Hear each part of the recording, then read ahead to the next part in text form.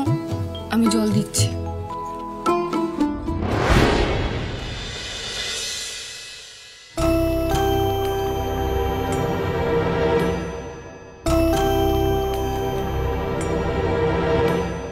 এত রাগ আমার উপর যে শেষমেশ বাবাকে নালিশ করি।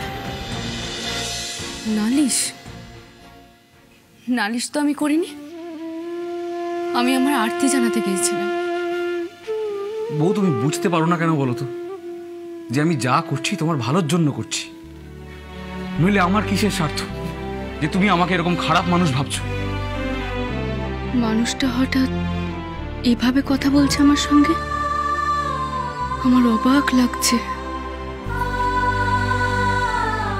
বউ, আমি তোমায় বোঝাতে পারছি না। এই যে আমি তোমায় জমিদারির কাছে মাথা ঘামাতে দিচ্ছি না, বাইরের কাজ করতে দিচ্ছি না, পাঠশালায় পড়ানো বন্ধ করে দিচ্ছি, সেসব তোমার জন্য, যাতে তুমি সংসারের কাজ সামলে নিজের জন্য একটু সময় বার করতে পারো।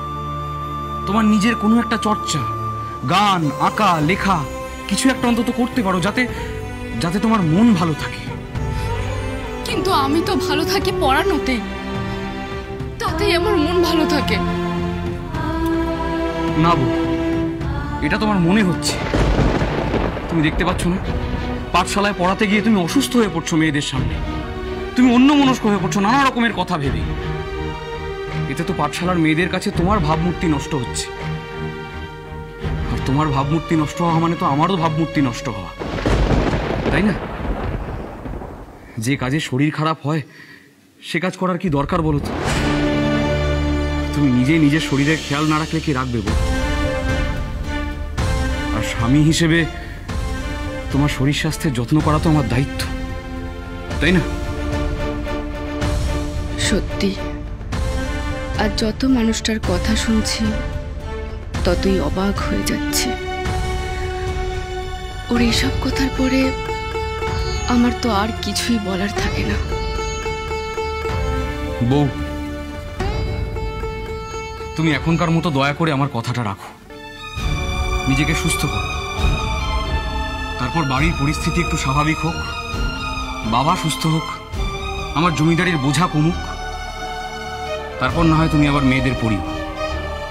ততদিন পর্যন্ত ওরা স্কুলেই যাক।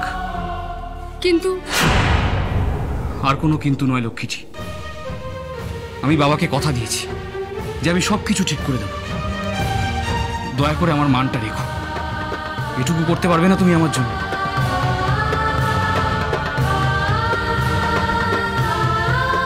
আর কিছুই বলার নেই আমার। ও যেভাবে বলছে তাতে হাজার কষ্ট হলেও সবকিছু বুকে চেপে আমাকে রাজি হতেই হবে। স্বয়ং সিদ্ধা, সোম থেকে শনি সন্ধ্যে ৭টায়, আকাশ ৮-এ।